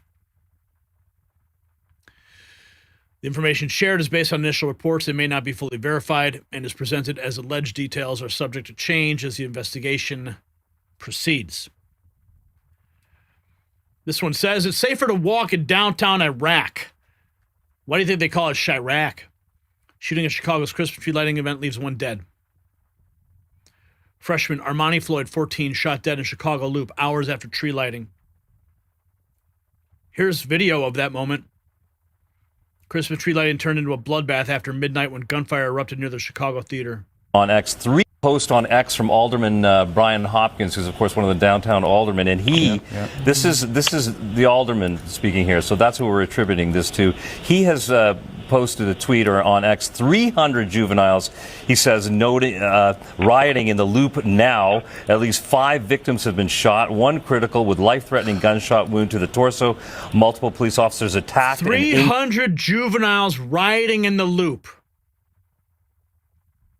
With mace and stun guns. At least 1 police officer has been hospitalized. That's according to downtown Alderman Brian Hopkins, who has been very vocal, Rob and Cheryl and Trey, about the need to have new rules of engagement for the Chicago police in terms of how they can deal with youth and how they can deal with large gatherings of youth that happen, as Cheryl, as you say, when the weather gets nice. And it became quite a political story not just a few months ago. Brian Hopkins, one of the big advocates for. Absolutely insane, man. Merry frickin' Christmas. 48 hours ago, President Trump posted on Truth Social, massive crime and rioting in the Chicago Loop area. Multiple police officers attacked, badly injured, 300 people rioting, 6 victims shot, 1 critical, 1 dead. In the meantime, Governor Pritzker and low IQ mayor of Chicago are refusing federal government help for a situation that can be quickly remedied. The people are chanting, "Bring in Trump." More from Rapid Response 47, posting this clip from CBS News Chicago. Like this happens. It's very disheartening to see this. You know, right. Holiday time, everybody wants to celebrate and enjoy the evening, and something like this happens. Suzanne, this morning, still a lot of details coming to light on both of these shooting scenes. We know last night, area Alderman Brian Hopkins said that multiple police officers were also hurt during those shootings. He said at least 1 police officer had to be hospitalized. It's very disheartening to see this, you know. Brandon Johnson, Pritzker, complete AWOL. Absolute insanity. Does that make you want to go to Chicago? At least we have this beautiful moment from the White House today to kind of put a silver lining on this whole thing, but still, you have a 14-year-old shot, dead. The most sickening moment, though, came when we learned the truth. During the teen takeover, kids used bear spray and stun guns against Chicago police. Think about that. Just think about that. Using chemical weapons, attacking officers while gunfire erupts around families celebrating Christmas. Safer to walk in downtown Iraq. Why? Because at least in a war zone, you know where the enemy is. This is Chicago's reality check, and is coming to your city next if we don't wake up.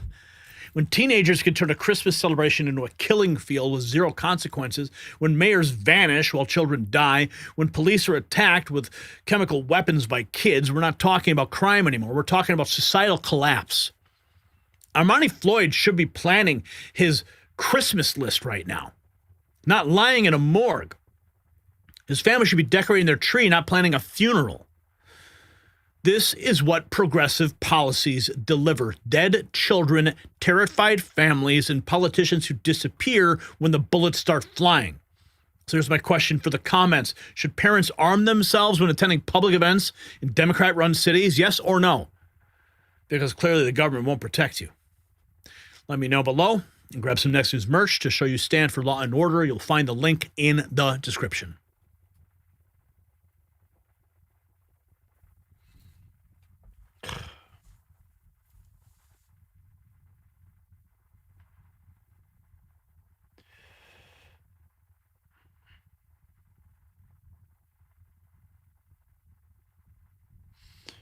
Sorry, still communicating with my White House guy.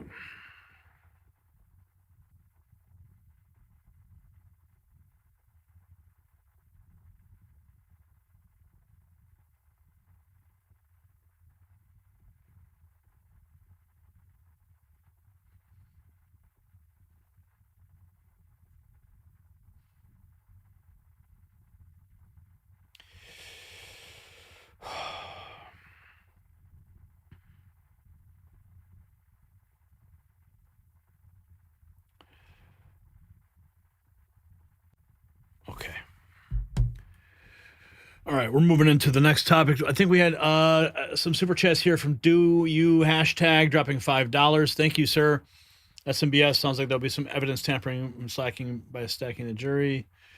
Another $5, or they may try to pull a statute of limitations. Weaseling. Interesting. Yeah. In memory of Dominic Pape. Wow.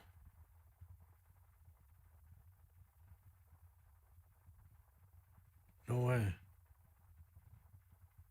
Dominic Pape. I know. I remember him. If it's the same Dominic I remember.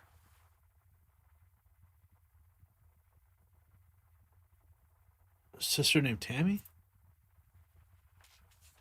I think that's who you're talking about. Wow. Okay. We got to move into this crazy talk. Campbell soup. What the hell's going on over there, man? Oh, yeah, they're in big trouble. Big trouble. Let's see.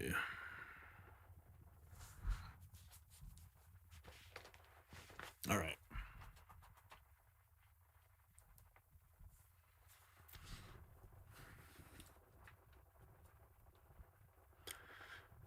Brian, reset the clock.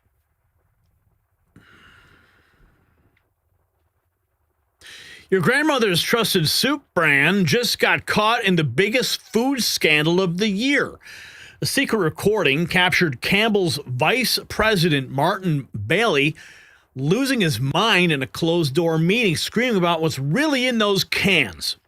3 words that should terrify every American parent. 3D printed meat. And that's just the beginning of what this executive exposed about the food they're feeding your family this Thanksgiving. Now, this isn't just corporate drama. This is about what you're putting in your children's bodies. SpaghettiOs, right? When a Campbell's VP is caught on tape calling their products shit for poor people, and ranting about bioengineered ingredients and 3D printed chicken? We're talking about massive consumer fraud.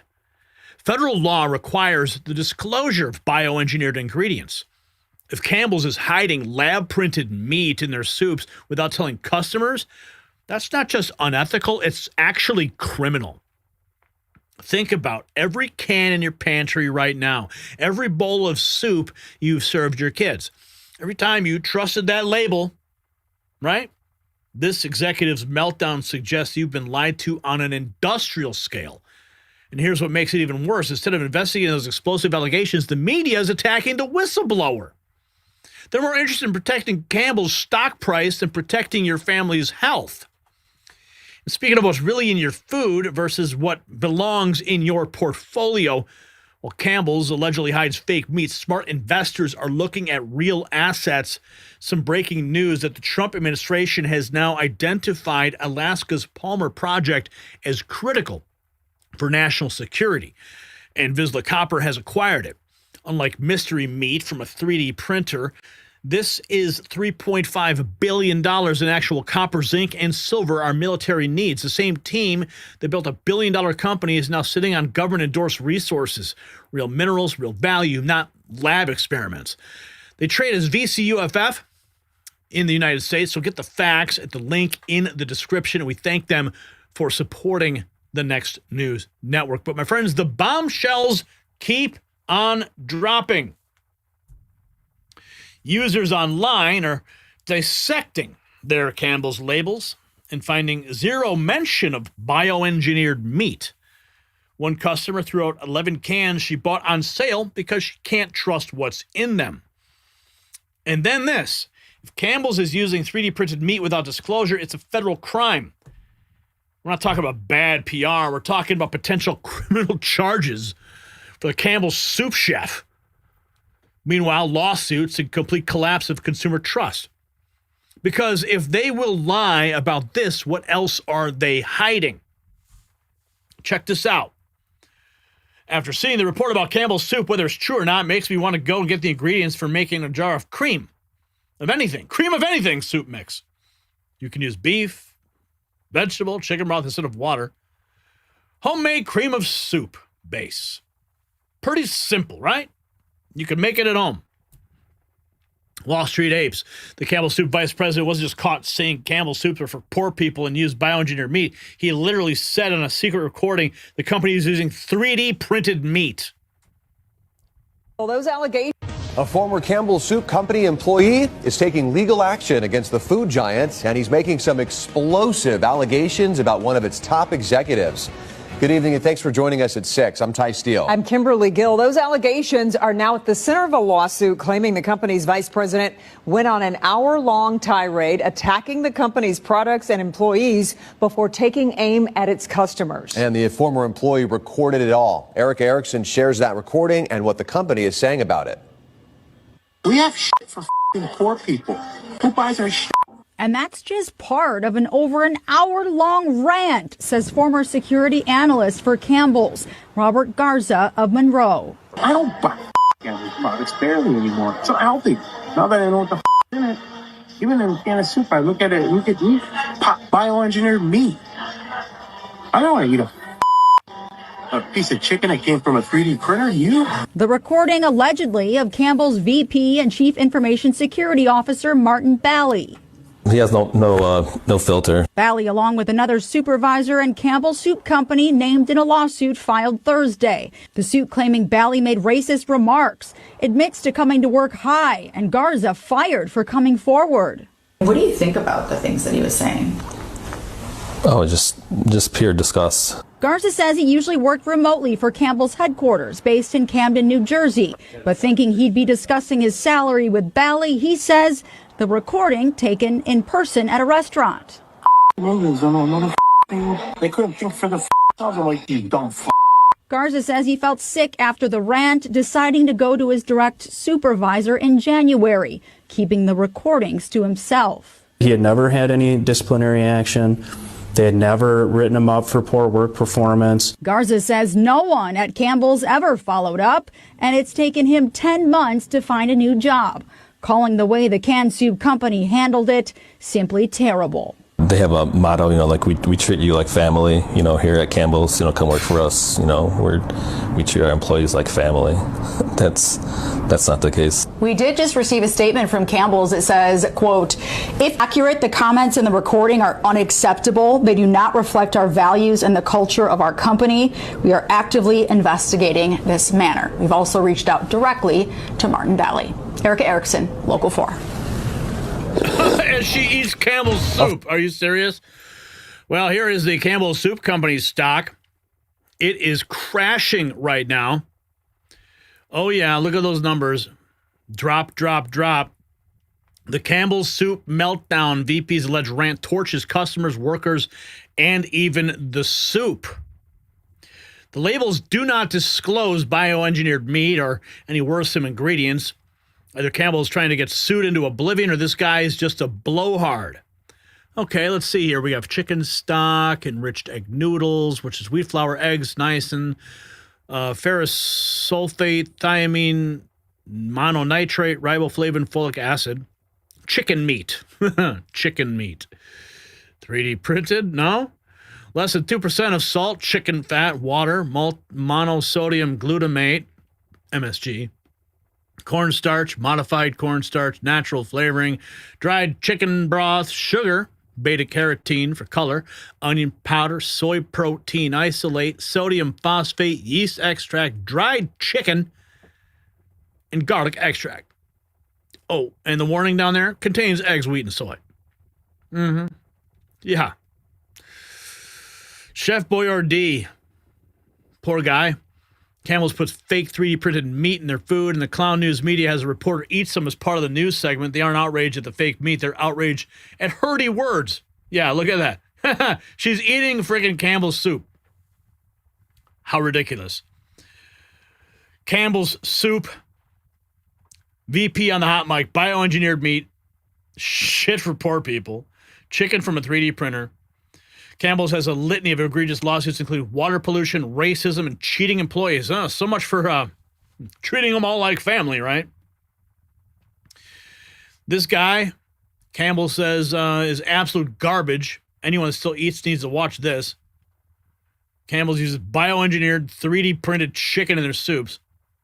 This is not an insider of the company caught on a hot mic. This is an insider at the company caught on a hot mic talking. Let's see what we got here. Allegedly. I keep telling y'all, stop eating these processed foods. It's going to mess around and send you to your maker. So apparently the truth about Campbell Soup is out. And allegedly they've been selling chicken that ain't chicken. You heard what I just said?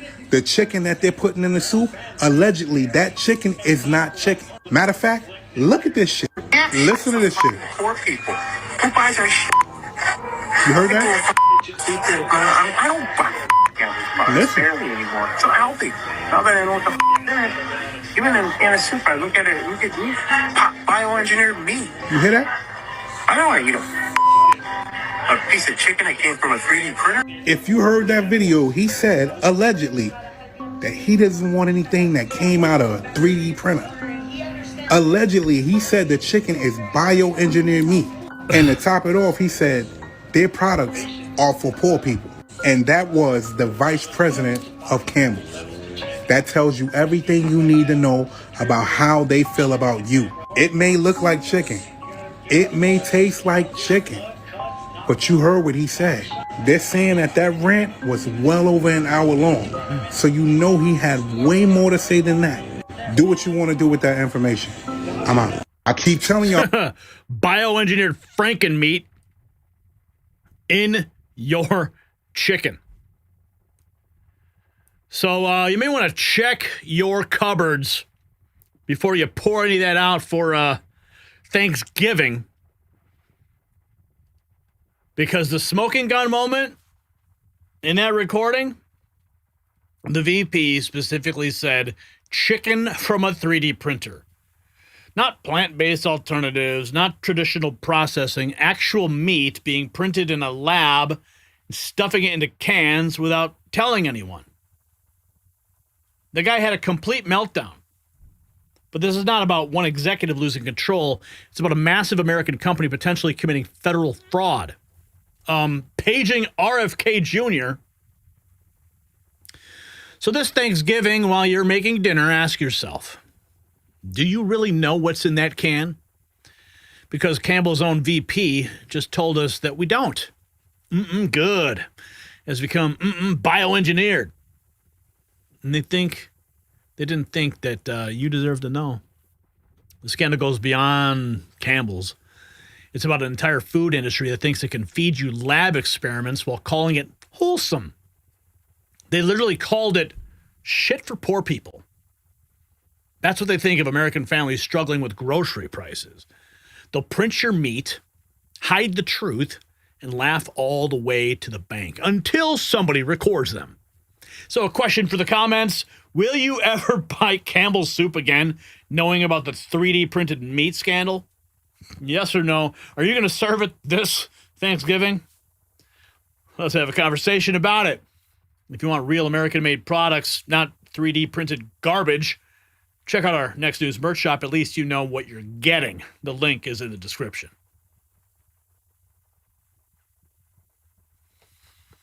Yeah. Okay. All right.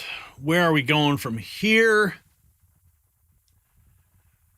We've got some interesting developments on the Swalwell front.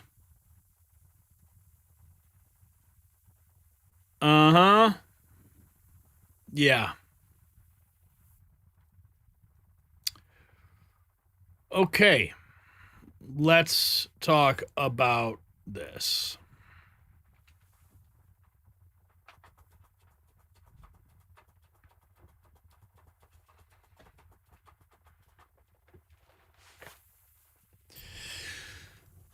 He wants to be California's next governor.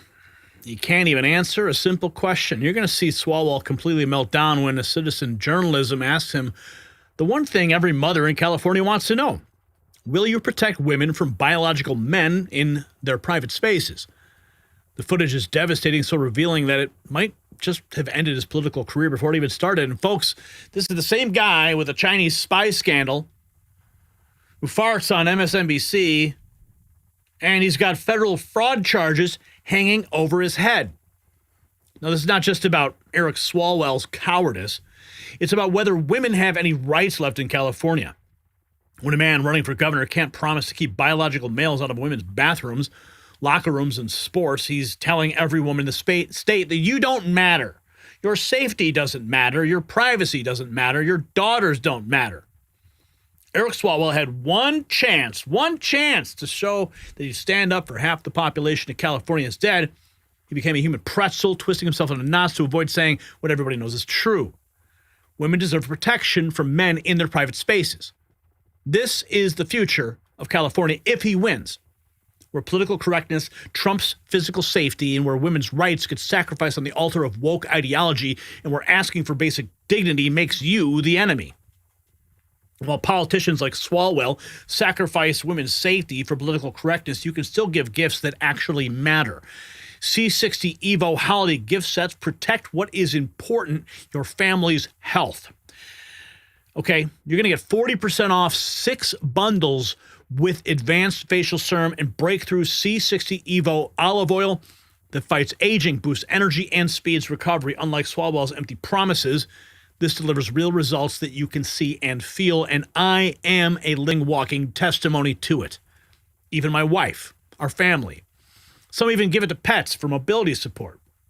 Now remember, this exclusive deal is not available anywhere else, only at the link below, c60evo.com/NNN. Protect your family's health this holiday season while politicians won't even protect their own safety of their constituents. Link below, c60evo.com/NNN. Now, here's what makes all of this even worse. Swalwell is running for governor while under DOJ criminal investigation for mortgage fraud. The same guy who got compromised by the Chinese spy Fang Fang now wants to run California. Steve Hilton exposing his real priority. Swalwell literally said his number one job as governor would be to fight Trump, not fix homelessness, not stop crime, not protect women, fight Trump. Of course, the internet's verdict was brutal. He basically admitted he'll do nothing to protect women, and one user nailing it. Democrats have to spin every single answer to simple questions because they can't tell the truth without exposing their anti-woman agenda.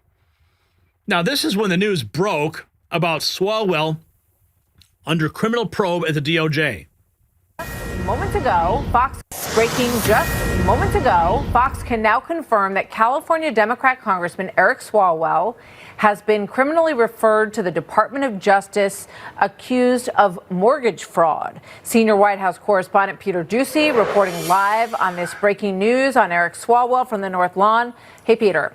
Martha, as I was walking up here to do a hit on a different topic, I got a call from an administration official filling us in that Eric Swalwell, the Democratic California congressman, has indeed been referred to the Justice Department by Bill Pulte, who is the head of Fannie Mae and Freddie Mac right now, because he is accused of making false or misleading statements on a mortgage application. We believe that this pertains to a $1.2 million house that Swalwell has in the Washington, D.C. area. Swalwell has already responded. Part of his very long statement says, as the most vocal critic of Donald Trump over the last decade, and as the only person who still has a surviving lawsuit against him, the only thing I am surprised about is that it took him this long to come after me.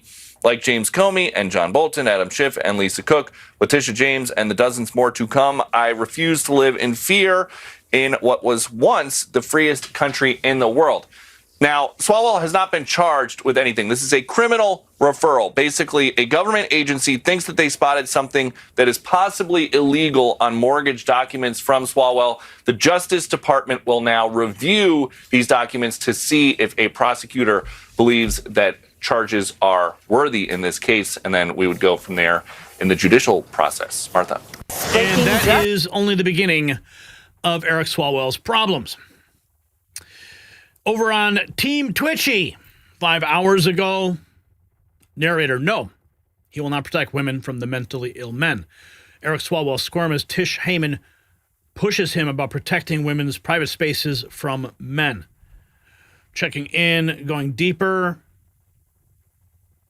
Tish Heyman sat down with Congressman Eric Swalwell to ask tough questions about women's safety. Let's find that post. Here it is. Hi, how are you? I'm great, thanks for coming. My name is Tish Hyman. So, I have a lot of things you said earlier. Thank you. So, I've been harassed, verbally and assaulted multiple times by men in the women's locker room at Gold's Gym in LA. I've even lost my membership after objecting to one man in the women's locker room who turned out to be a convicted domestic abuser who broke his wife's jaw so badly she needs to have surgery. You're on record saying that men in women's locker rooms and sports is a quote, not a thing. Given what's happening on the ground in California, will you now acknowledge that it is in fact a thing? And if elected governor, what would you do to protect women in California from men, including men convicted of violence against women who can self-identify into any female space under the current law? I was a prosecutor in Oakland for 7 years, and where justice was warranted and mercy was warranted, I showed it. And where a stiff punishment was warranted because somebody got hurt, I saw it. And I will not be a governor that tolerates violence against women in our state. Period. That's not going to happen. Now, as it relates to the issue of trans kids, particularly in sports, sure. Yeah, that's wrong. Harassment, I'm going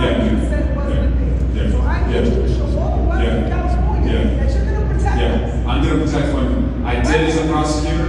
I will protect women. No woman should be harassed in any locker room. I'm telling you, no woman should be harassed in a locker room. That's a crime. That's a crime. Women's locker rooms and sports. That's all you did. I'm telling you, I don't want men harassing you in a women's locker room.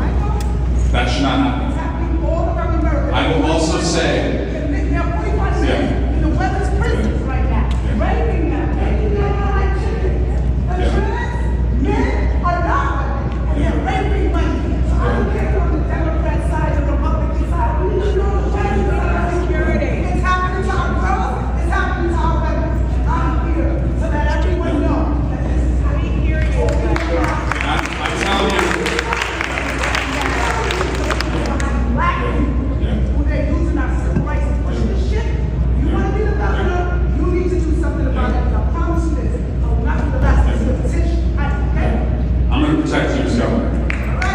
have my word on this.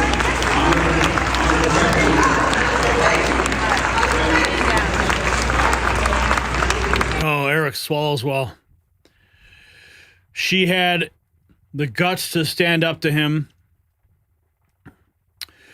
Thomas Hennessy writes, Californian, he calls him Eric Dunning-Kruger Swalwell.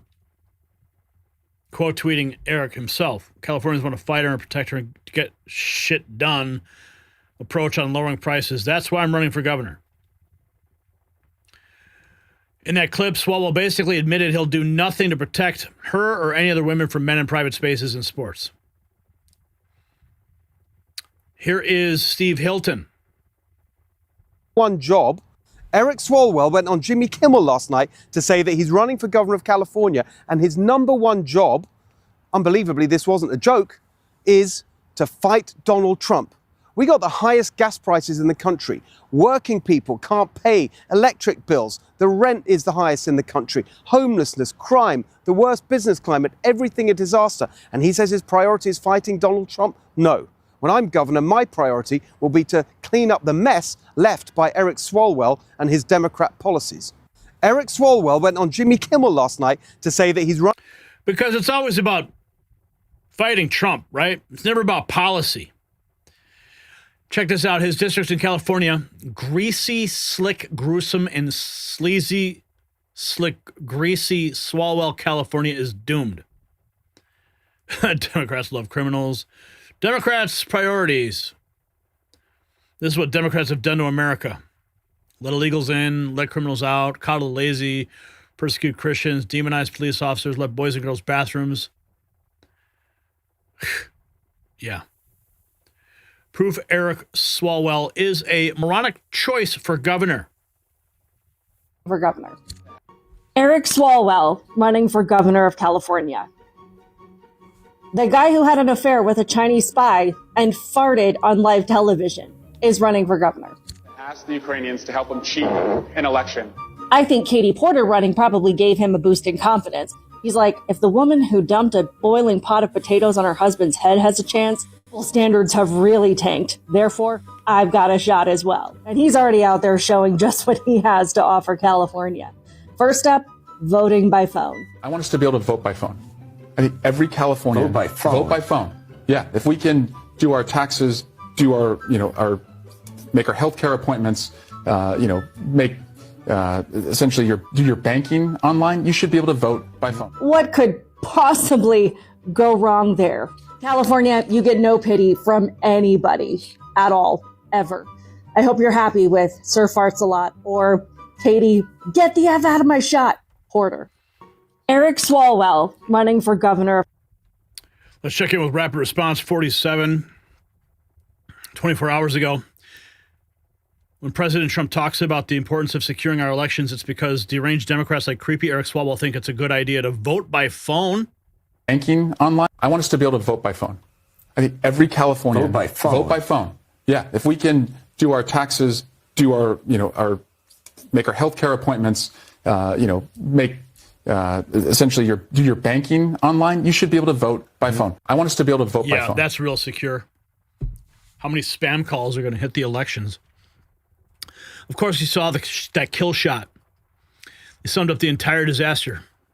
No, he will not protect women from mentally ill men. That's it. That's the whole story. A man who wants to govern 40 million Californians can't be promised to keep men out of women's changing rooms. Tish Hyman didn't ambush him. She gave him a softball to show he cares about women's safety, and he struck out completely.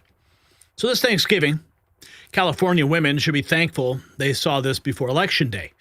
Eric Swalwell just showed you exactly who he is, a coward who will sacrifice your daughter's safety for political points, a compromised politician under federal investigation who thinks fighting Trump matters more than protecting women. This is your future, California, if you let him win. So every time a woman gets assaulted in a bathroom, every time a girl loses her sports scholarship to a biological male, every time a survivor has to change next to a man, remember this moment. Remember when he had the chance to stand up and chose to sit down instead. So here's the question for the comments. Should any politician who refuses to protect women spaces be disqualified from office, yes or no? Let's have a conversation in the comments and show where you stand by grabbing some next news gear that actually stands for something. The link's below.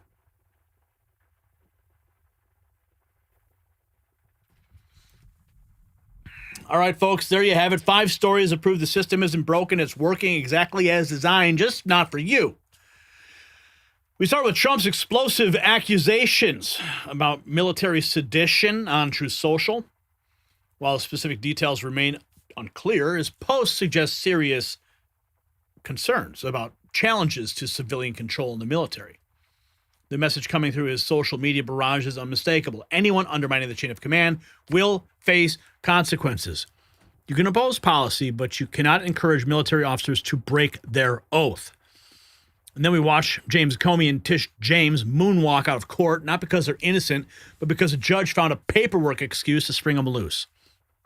The message could not be clearer. Leak classified information, weaponize your office, attempt a coup. Just make sure you're connected enough to get the right judge. The deep state protects its own, but appeals are coming and Americans are watching every move. Now in Chicago, Christmas came early in the form of bullets. 8 teenagers shot, young Armani Floyd dead, while hundreds of teens turned the loop into a war zone with bear spray and stun guns. Mayor Johnson, Governor Pritzker pulled their famous vanishing act because they'd rather have families dodge gunfire than admit their progressive paradise has become Fallujah with Christmas lights. And then Campbell's Soup served up scandal nobody ordered. Their own VP caught on tape screaming about 3D printed meat and bioengineered ingredients that they're hiding from customers, calling it shit for poor people. Federal law requires disclosure, but apparently Campbell's thinks you're too stupid to notice. Of course, the media protected them, but customers are dumping their cans and lawyers are circling like sharks. Good? More like, lawsuit. Finally, Eric Swalwell, auditioning for California governor, but completely imploding when asked if he'd protect women from men in their private spaces. The man under federal investigation for mortgage fraud, the guy compromised by Chinese spies, couldn't give a straight answer to save his life. His priority for governor? Fighting Trump. Not protecting women, not fixing California, just more partisan warfare while women lose their privacy. So this is Thanksgiving week. It's only just beginning. Traitors exposed, criminals walking free, cities are burning, corporations are lying, politicians are failing. But here's what they don't understand. We see through it, every lie, every cover-up, every betrayal, and we're not going anywhere. So to everybody who sent in super chats tonight, thank you. Your support keeps our independent media alive when they want us silenced. Keep telling your friends about the show. Share the truth they're desperately trying to hide. Remember, our merch shop has gear for patriots who refuse to surrender. Link below. So happy Thanksgiving week, America. In this war for our nation's soul, I'm thankful for each of you standing on the front lines. We'll see you next time on the Raw Feed.